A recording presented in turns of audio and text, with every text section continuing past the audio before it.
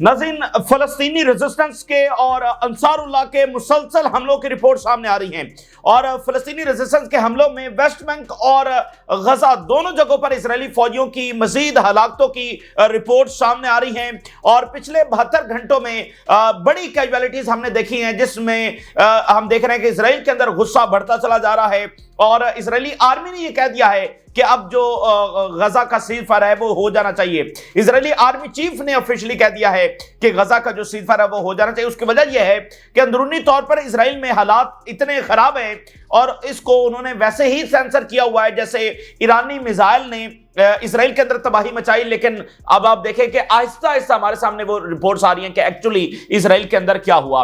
और सिर्फ एक उनके जो साइंटिफिक इंस्टीट्यूशन उसकी 112 बिल्डिंग्स ईरान ने तबाह कर दी और वो फौरी तौर पर तो हमारे सामने रिपोर्ट्स नहीं आई किस तरह उनकी लेबोरेटरीज तबाह हो गई हैं, किस तरह साइंसदान जो है वो लीव कर गए हैं और साइंटिफिक रिसर्च और एक्सपेरिमेंट्स किस तरह से रुक गए। तो इसी तरह ये जो हालातें हैं, जो इजराइल की फौज की हालत है वो अब सामने आ रही है और इसलिए इजरायली आर्मी चीफ कह रहा है कि जो जंगबंदी है वो हो जानी चाहिए।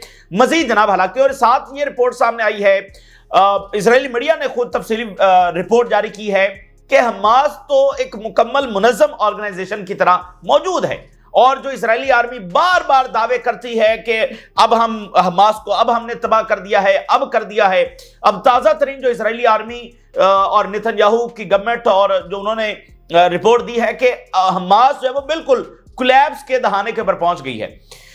हालांकि ये गजा में इस तरह दाखिल हुए थे कि 1 महीने के अंदर 20 दिनों के अंदर जब हमास बिल्कुल उसका हम सफाया कर देंगे और गजा पर कब्जा कर लेंगे। तो 21 महीनों के बाद भी कह रहे हैं कि हमास अब तबाही के दहाने के ऊपर है, डिफीट के दहाने के ऊपर है।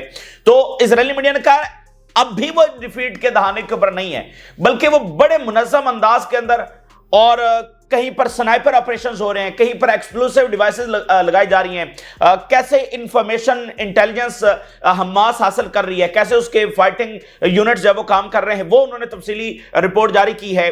उसका भी बड़ा इंपैक्ट है कि अच्छा हमास इतनी ताकत के साथ मौजूद है तो इसका मतलब यह है कि कम से कम 1 साल मजीद लड़ने के लिए वो सलाहियत रखती है।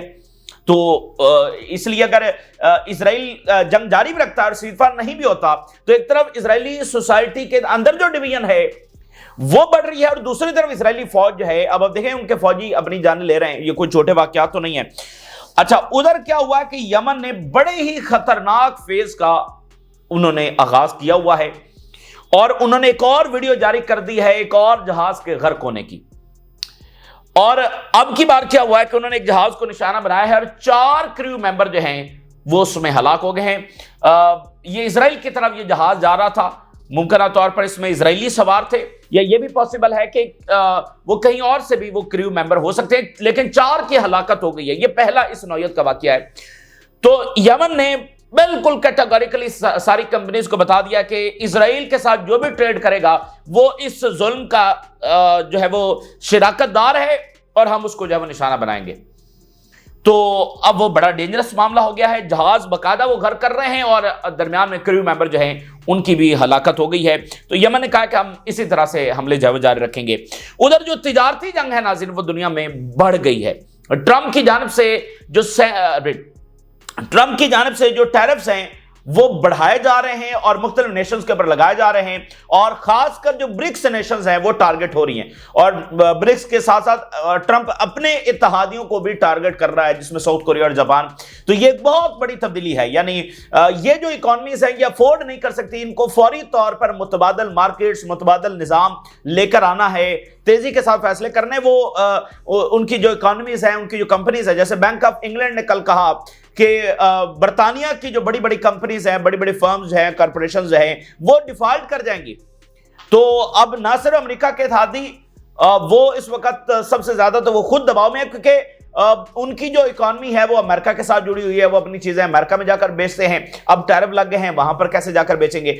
तो वो जो तिजारती जंग में एक पॉज आया था जिसके बारे में ये कहा गया था कि ये तिजारती जंग डिस्ट्रक्टिव होगी और दुनिया की इकॉनमी को हिट करेगी, लेकिन फिर उसमें पॉज आ गया तो वो दोबारा से इग्नाइट हो रही है तिजारती जंग।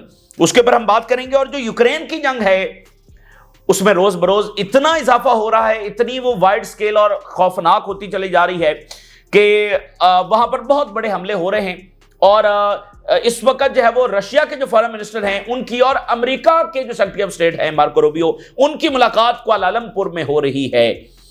और इधर जो है वो एक बिल लाया गया है अमेरिकी कांग्रेस में, जिसमें रशिया के ऊपर सैंक्शंस लगेंगी और 500% टैरिफ लगेंगे उन ममालिक के ऊपर जो ऑयल खरीदेंगे रशिया से। ये सबसे हार्श सैंक्शंस हैं, सबसे हार्श टैरिफ्स हैं रशिया के हवाले से जब से यूक्रेन की जंग शुरू हुई है। और लिंडसे ग्राहम जो है वो डीप स्टेट का एक तर्जुमान, वो इसको लेकर आया है। और अब खबर यह है कि ट्रंप इस बिल को मंजूर कर सकता है।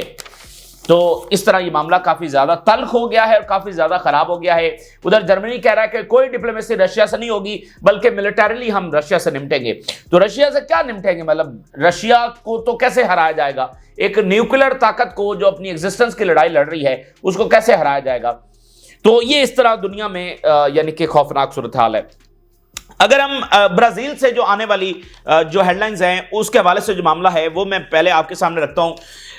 अब ट्रंप की जानिब से ब्राजील जो है, जो फाउंडिंग मेंबर है ब्रिक्स का, अरबी इजलास जो ब्रिक्स का हुआ है वो ब्राजील के अंदर हुआ है, उनके ऊपर 50% टैरिफ लगाने का ट्रंप ने अनाउंस कर दिया कुछ देर पहले।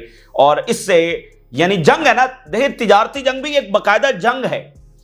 तो ब्राजील से जब ब्रिक्स का इजलास हो रहा था और ट्रंप ने धमकी लगाई थी कि जो जो ब्रिक्स का मेंबर बनेगा या ब्रिक्स की पॉलिसीज को आगे बढ़ाएगा उसके ऊपर मैं टैरिफ लगाऊंगा, तो उसका जवाब ब्राजील के प्रेसिडेंट ने दिया था कि दुनिया में बादशाहती निजाम नहीं चल सकता है और दुनिया किसी बादशाह को कबूल नहीं करेगी, ये दुनिया किसी की जागीर नहीं है। तो 50% टैरिफ जब ब्राजील के ऊपर लगा दिए, तो ब्राजील का आगे से बड़ा सख्त रिस्पॉन्स आया है और ब्राजील के जो प्रेसिडेंट हैं उन्होंने कहा कि हम इसको भरपूर अंदाज में रिस्पॉन्ड करेंगे।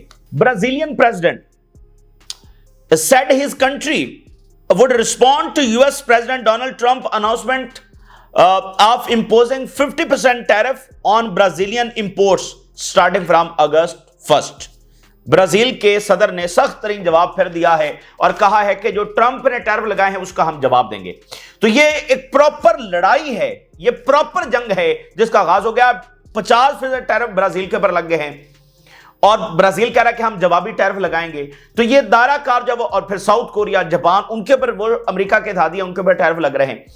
तो मैंने आपको बताया कि ये जो इकोनॉमीज है ये अफोर्ड ही नहीं कर सकती हैं भाई, इनकी कंपनीज हैं वो चीजें जाकर बेचती हैं, वो तो सारा निजाम ही गड़बड़ हो जाएगा ना। फ्री ट्रेड जो सिस्टम चल रहा है वो तो खत्म हो गया। और अमेरिकन इकोनॉमी दुनिया की सबसे बड़ी इकोनॉमी है, उस इकोनॉमी में हर कोई जाकर अपनी चीजें बेचता है। तो ये तो हर इकोनॉमी और खासकर अमेरिका के इत्तेहादी वो बहुत मुतासर होने जा रहे हैं। तो अब होने क्या जा रहा है कि ये तमाम रियासतें इस वक्त शदीद तरीन उसमें हैं कि अब कोई नया निजाम फौरी लेकर आना है। अब ये नहीं कि 10 साल बाद, 4 साल बाद, फौरी with in weeks, with in months इसका कोई हल निकालना है। देखिए दरमियान में ये मामला दब गया था, ट्रंप ने टैरिफ वापस ले लिए थे, अब ट्रंप ने दोबारा लगाना शुरू कर दिए हैं। तो अगर दरमियान में पॉज ना आता तो आप देख चुके होते कि दुनिया मजीद कितनी तब्दील हो गई है। तो अब ये दोबारा से जो तिजारती जंग का आगाज हो गया है ये पूरी दुनिया के लिए असर डालेगा और अमेरिका से लोग फिर वो पैसा निकलना शुरू हो जाएगा, डॉलर फिर नीचे आएगा।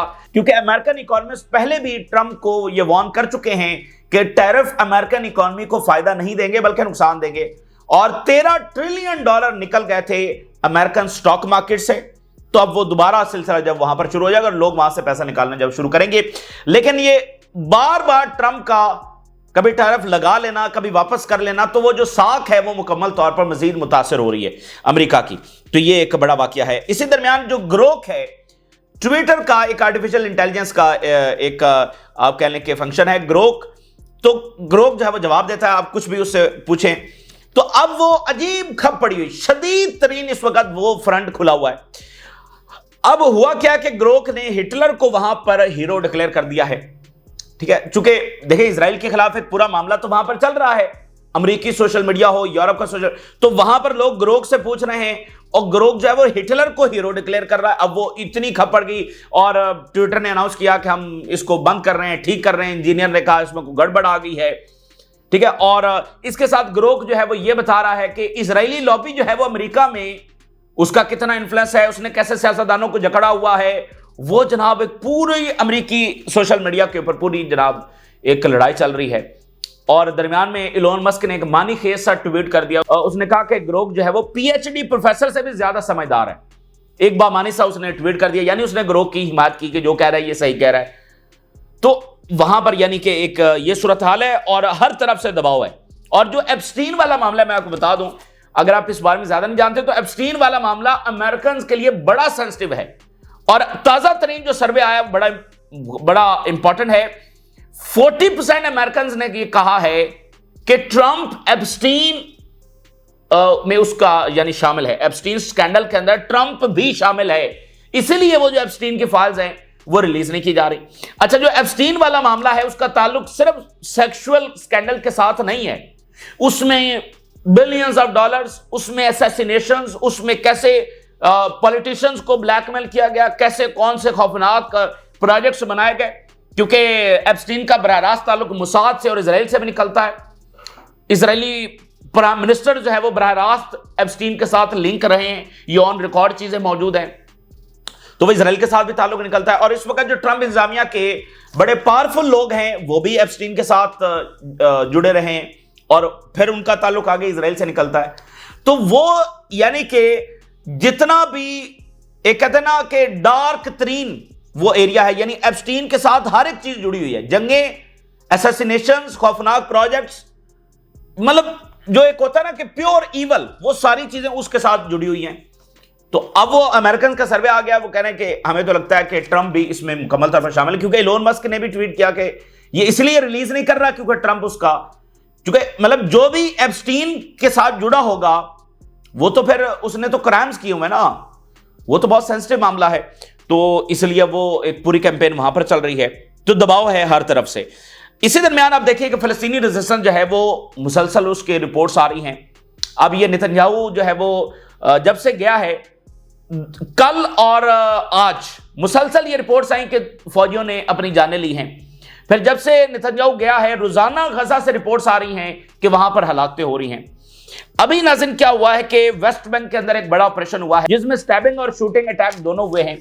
2 फलस्तीनी फाइटर्स ने एक इजरायली फौजी से पहले उसको स्टैबिंग अटैक किया, फिर उसका असलहा जो है वो हासिल किया और फिर उसके असलहे से जाकर आगे मजीद हमले किए, उसमें हलाकतें हो गई हैं। और गजा से 3 इजरायली फौजियों की फलस्तीनी स्नाइपर्स के हाथों हलाकत की खबर सामने आ रही है। कुछ देर पहले 3 मजीद इजरायली फौजी मारे गए हैं फलस्तीनी स्नाइपर के हाथों, तो ये एक बहुत बड़ा प्रेशर। और 2 उनके टैंक्स जो हैं वो तबाह किए हैं फलस्तीनी रेजिस्टेंस ने। तो बस इजराइल के अंदर भी ये देखा जा रहा है कि नेतन्याहू हतमी फैसला क्या करेगा। इजराइल के अंदर गुस्सा जब बढ़ता है, फिर इजरायली मीडिया ने जो रिपोर्ट जारी कर दी है उसकी बड़ी अहमियत है। इजरायली मीडिया ने तफसीलन रिपोर्ट जारी कर दी है कि हमास तो अपनी ऐसी भरपूर ताकत के साथ मौजूद है कि वो एक लंबी जंग लड़ने की अभी भी सलाहियत रखते हैं, और जो इजरायली आर्मी आकर कहानियां सुना रही है ये सब झूठी हैं, इजरायली मीडिया कह रहा है। तो असल में यह है कि इन्होंने जो जेनोसाइड की है, जो लाखों फलस्तीनियों को मार दिया है और जख्मी किया है, तो उस सब को छुपाने के लिए हम तो हमास से लड़ रहे हैं और हम हमास को जो है वो शिकस्त दे रहे हैं और हमने उनको शिकस्त दे दी है। भाई जब ये एस्टैब्लिश हो जाए कि हमास इतनी ताकत के साथ मौजूद है तो फिर तो बिल्कुल ही कहानी खत्म हो गई ना। तो इजरायली मीडिया ने वो रिपोर्ट जारी कर दी है। अब आप देखिए कि हमास वो कह रहे हैं कि ऑपरेशन कंडक्ट कर रही है, very precise operations, gathering intelligence despite pressure. उन्होंने कहा कि सस्टेन कर रहे हैं वो अपने हमलों को, ये नहीं कि बस एक आध हमला किया, बड़े ऑर्गेनाइज तरीके से और अपने हमलों को सस्टेन कर रहे हैं, यानी रोजाना सुबह शाम साउथ में नॉर्थ में हर जगह पर रिपोर्ट्स आ रही हैं। और यूजिंग फील्ड इंटेलिजेंस, बाकायदा इंटेलिजेंस के तहत और बड़े प्रिसाइज ऑपरेशन के, यहां से कन्वाय गुजरेगा, एक फौजी है यहां पर काफिला जा रहा है, और बाकायदा इंटेलिजेंस गैदर हो रही है। Hamas resist Israeli military pressure and maintains organized operations. Israeli media organized operation Hamas कर रही है। Hamas still conducting precise and well organized attacks across different location in Gaza strip. सिर्फ एक जगह पर नहीं कि ये सिर्फ खान यूनिस के अंदर हमास मौजूद है, पूरी गजा पट्टी के अंदर वो अपने ऑर्गेनाइज्ड अटैक्स कर रहे हैं, जिसमें इंटेलिजेंस इस्तेमाल हो रही है और हैवी कैजुअलिटी इजरायली फौज को उठाना पड़ रही हैं। Hamas fighters rely on intelligence information to carry out repeated, यानी एक ही जगह के ऊपर बार बार अटैक्स हो रहे हैं, एक ही जगह के ऊपर। Organized operations that include sniper attacks उसमें हो रहे हैं, small arms fire against Israeli soldiers, ठीक है, जो लाइट वेपन्स हैं उनके साथ भी हो रहे हैं, एंटी टैंक मिसाइल्स इस्तेमाल किए जा रहे हैं, मोर्टर के गोले जो है वो भी इस्तेमाल हो रहे हैं, और रिमोट डेटोनेशन जो हैं, बड़े सोफिस्टिकेटेड ये ऑपरेशन है, रिमोट डेटोनेशन वो भी हमास कर रही है एक्सप्लोसिव डिवाइसेस के, टारगेटिंग इजरायली मिलिट्री व्हीकल्स। यानी एक पूरा मैकेनिज्म है कि कहीं वो व्हीकल्स को निशाना बना रहे हैं, कहीं टैंक्स को, कहीं पर्सनल कैरियर्स को, कहीं स्नाइपर्स बैठे हुए हैं, कहीं कुछ हो रहा है। तो कहीं भी उनकी फौज जो है ना, वो ये नहीं कि ये इलाका मुकम्मल तौर पर उनके कब्जे में है। इजरायली सिक्योरिटी असेसमेंट ये बता रही है कि हमास ने सक्सेसफुली जो नए फील्ड कमांडर्स हैं वो भी एक्टिवेट कर दिए हैं, what it calls military gorilla network. इसको उन्होंने मिलिट्री गोरिल्ला नेटवर्क का नाम दिया है। दीज यूनिट जो है वो इंफॉर्मेशन और इंस्ट्रक्शन जो है वो मेन पीछे हेडक्वार्टर अभी कायम है वहां से हासिल करते हैं।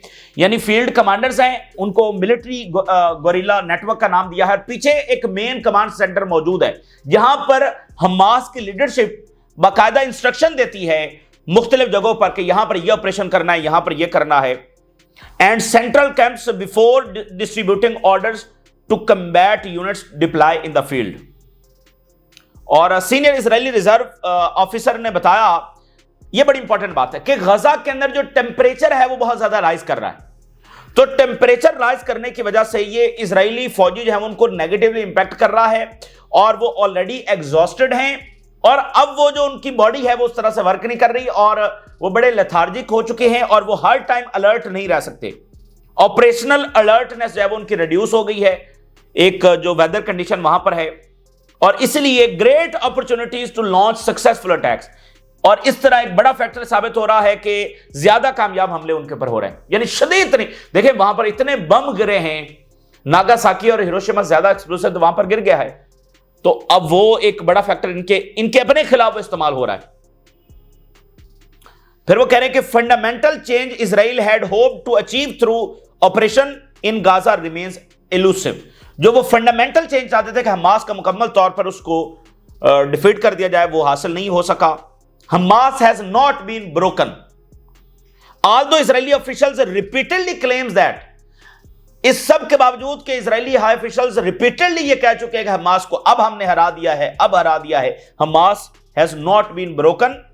दे क्लेम्ड के Hamas is on the verge of collapse facing imminent defeat और सरेंडर।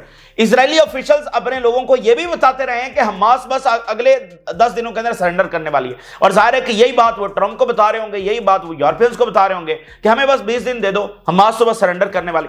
एक भी हमास के फाइटर ने अभी तक सरेंडर नहीं किया, ये पूरी हमास से सरेंडर करवा रहे हैं। बट द रियलिटी कॉन्ट्राडिक्ट्स, लेकिन हकायक इसके बरक्स हैं। और ये जो असेसमेंट्स हुई हैं हमास के हवाले से, ये सब झूठ है। Hamas continue rebuilding it's capabilities in every area where the army is not operating and continue to inflict heavy casualties upon Israeli occupation forces in sophisticated ambushes। Sophisticated ambushes जो है वो हमास लगा रही है। ये इजरायली मीडिया ने जनाब वाली जो रिपोर्ट है वो जारी कर दी है। और इजराइल के अंदर से 2-3 स्टेटमेंट देखिए, उनकी सोसाइटी की क्या हालत है। The lives of the hostages and the lives of our soldiers are more important than any political plan. Israel के अंदर उनके अपोजिशन से ये बयानात आ रहे हैं कि ये जो सियासी सारा मामला हो रहा है ये अब खत्म होगा। As long as the chief of staff says के गजा में हमारे ऑपरेशन एग्जॉस्ट हो गए हैं, ऑब्जेक्टिव पूरे हो गए हैं, तो what we are doing there, अब हम वहां पर क्या करें। जब आर्मी चीफ कह रहा है कि जो हमने अचीव करना था कर लिया है, तो फिर वहां पर क्या कर रहे हैं। अच्छा, इसी दरमियान यमन ने नई वीडियो जारी कर दी है और वो सनसनीखेज वीडियो ड्रोन से शूट हो रही है, इधर से उधर से जहाज डूब रहा है। एक और जहाज उन्होंने जो गर्क हुआ है उसकी बाकायदा वीडियो जारी कर दी और वो पूरी इंटरनेशनल मीडिया के चल, उसका बड़ा इंपैक्ट है। क्योंकि देखें, इस तरह की वीडियोस इस पूरी जंग में नहीं आई हैं। स्टेटमेंट्स तो आती रही हैं कि गर्क हो गया है, लेकिन देखें ना, ये समंदर की लड़ाई थी, उस पर मीडिया तो नहीं जा सकता। भाई एक बिल्डिंग हिट हुई है, वहां पर चलो मीडिया चला जाएगा, लेकिन समंदर में मीडिया तो नहीं है। तो ना अमेरिका और बरतानिया को इस तरह की वीडियो जारी करेंगे। तो वो यमन खुद, और इससे पता है क्या अंदाजा हुआ है, जिस तरह वो ड्रोन से शूट कर रहे हैं और बिल्कुल क्लियर वो जनाब HD वीडियो सामने आ रही है। फिर जिस तरह से वो एक्सप्लोसिव लगा रहे हैं, जहाजों के ऊपर जनाब सवार हो रहे हैं, तो वो एक बिल्कुल नई फोर्स बनकर सामने आए। तो यमन इस नए फेज में बिल्कुल क्लियर मैसेज दे रहा है कि अगर गजा में जंग ना रोकी गई तो अगला फेज क्या होने जा रहा है। वो कितना खतरनाक होगा और बिल्कुल उसमें कोई लिहाज नहीं होगा। अब हर जहाज वो पानी के अंदर जाएगा और सिर्फ रेड सी का मामला नहीं है, उन्होंने कहा हम अरेबियन सी में भी यही करेंगे, यानी जो जहाज घूमकर जा सकते हैं वो भी हमारे निशाने के ऊपर होंगे। तो ये मामला यहां पर काफी संगीन हो गया, इसका बहुत ज्यादा प्रेशर है। दूसरी बात यह है कि रशिया के फॉरेन मिनिस्टर कुआलालंपुर में हैं और साथ सेक्रेटरी ऑफ स्टेट जो है वो मार्को रूबियो वो वहां पर पहुंचे और इस वक्त उनकी मुलाकात हो रही है। लेकिन इस मुलाकात से पहले लेवरॉव ने चाइना को कॉल की है और इस कमिटमेंट की बात की है कि वो एक दूसरे के साथ खड़े रहेंगे।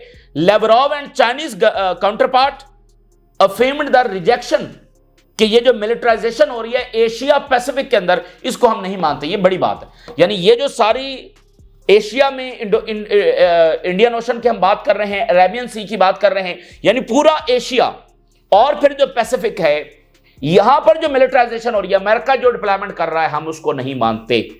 ये एक उन्होंने स्टेटमेंट जारी किया। इसके बाद अब लेवरॉव जो है वो सेक्रेटरी ऑफ स्टेट से मिल रहे हैं और आसियान के जो कंट्रीज है उनका इजलास हो रहा है, फॉरेन मिनिस्टर्स मिल रहे हैं। अभी ये ब्रिक्स से होकर आए तो आसियान ने भी कहा है कि ये जो टैरिफ लग रहे हैं हमें इसके ऊपर कंसर्न है। तो उधर जो है वो यूक्रेन की जंग बहुत तेज हो गई है।